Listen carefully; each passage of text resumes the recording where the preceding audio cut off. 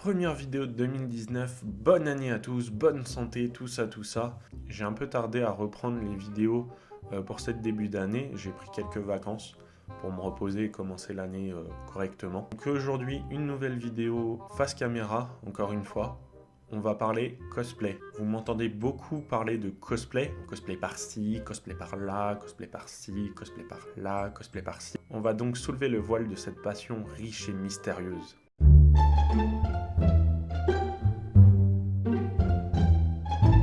Et bonjour à toutes et à tous, c'est Xavier de Dre Studio, on se retrouve pour une nouvelle vidéo et aujourd'hui on va parler cosplay. On va voir ensemble qu'est-ce que le cosplay, à quoi ça sert, son origine et plein d'autres choses qui vont vous aider à comprendre ce domaine. Je ne suis pas cosplayer, je suis juste photographe, mais je voulais vous donner ma vision et ma définition du cosplay. Faut savoir que le cosplay est très vaste, donc si j'oublie des choses, n'hésitez pas à me le dire en commentaire, mais surtout avec bienveillance. Chapitre 1.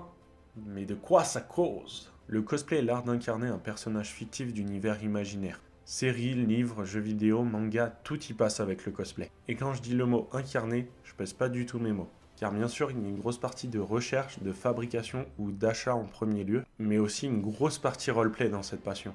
Car il ne suffit pas juste de mettre un costume, il faut aussi jouer le personnage. Car toute la différence est là entre un déguisement acheté dans un magasin de farce et un trap et un cosplay. Le cosplay est vraiment l'art de faire vivre un personnage, d'aller aux petits détails et de jouer son rôle lors de séances photos, de prestations scéniques ou lors de conventions. Rien à voir avec les fêtes déguisées. Mais du coup, d'où vient le cosplay?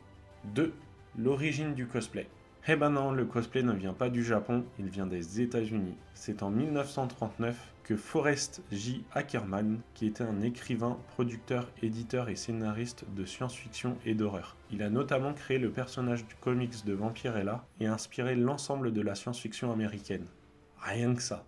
Cet homme a donc décidé d'aller au Worldcon, une convention de science-fiction, costumé en homme du futur. Et voilà, le premier cosplayer est né. Bon, ok, c'est pas un homme qui a inventé le cosplay, mais c'est le précurseur. C'est dans les années 60-70 que le cosplay voit son début, grâce notamment à Star Trek et à Star Wars. Les fans de ces licences se ruèrent par centaines dans ce qu'on appelait les mascarades, des concours cosplay. D'ailleurs, le nom cosplay a été créé justement grâce à ça. C'est un journaliste japonais qui, en se rendant à l'une d'elles, créa le terme cosplay. Cos qui vient de costume et play qui vient de jouer. Le cosplay est donc né. Si les Japonais ne sont pas à l'origine du cosplay, ils intensifient considérablement le phénomène dans les années 80. Nous, en Europe, on est complètement à la traîne. C'est dans la fin des années 90 que le continent commence à s'intéresser au cosplay, par le biais de pays comme la France, l'Allemagne et l'Italie. Aujourd'hui, le cosplay est en train de prendre rapidement et beaucoup d'ampleur. Les entreprises s'y intéressent de plus en plus. Par exemple avec les cinémas pour les avant-premières, ou les magasins de jeux vidéo pour les sorties de produits.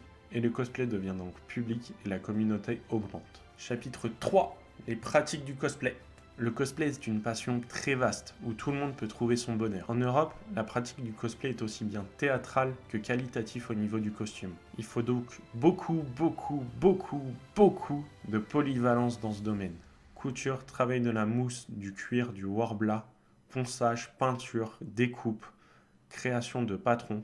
Bref, vous l'aurez compris, la création de cosplay demande beaucoup de compétences. Et cela rend cette passion d'autant plus magique. Bien sûr, nous pouvons acheter les cosplays, et ça ne retire rien à la magie de voir son héros préféré prendre vie. Et justement, pour prendre vie, il faut que le cosplayer ait un minimum de compétences théâtrales. Il faut coller au mieux à son personnage, et cela passe par la recherche de pose et du caractère de son personnage. Il y a beaucoup de types de cosplay. Cela ne s'arrête parfois pas à simplement faire exactement le même costume que son personnage. On peut l'adapter, le mélanger à d'autres univers et même changer le genre. Un personnage féminin peut être interprété par un homme et inversement, ou carrément créer un personnage d'un univers existant. Tout est possible avec le cosplay. C'est pour cela qu'il est autant riche et immense. 4. Mais ça sert à quoi? Très bonne question. Mettre de l'argent, car généralement ça coûte cher, et rien en faire n'est pas vraiment ce que nous voulons.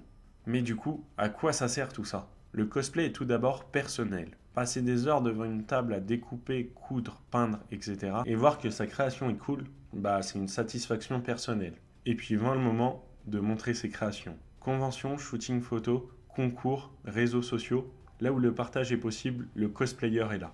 Car oui, le cosplay est une passion qui prône le partage. Si personne ne vous voit et que vous restez chez vous à porter votre cosplay, bah, il n'y aura que vous qui le verrez. 5. Les conventions. Les conventions cosplay sont très nombreuses en France. Et si je ne me trompe pas, peu importe où vous habitez, il y aura des conventions près de chez vous. Les conventions servent à sortir son cosplay et surtout à se retrouver entre cosplayers. Rencontres, partage, discussions, il y a beaucoup de raisons à venir en cosplay en convention. Et surtout, c'est l'un des moments où vous n'êtes pas pris pour quelqu'un de bizarre. Car oui, sortir en Iron Man dans la rue, je suis pas sûr que ce soit très productif pour vous et votre passion. Quoique, ça pourrait être intéressant. Bref, les conventions servent à se rassembler et pouvoir montrer et partager son travail. 6. Les séances photos.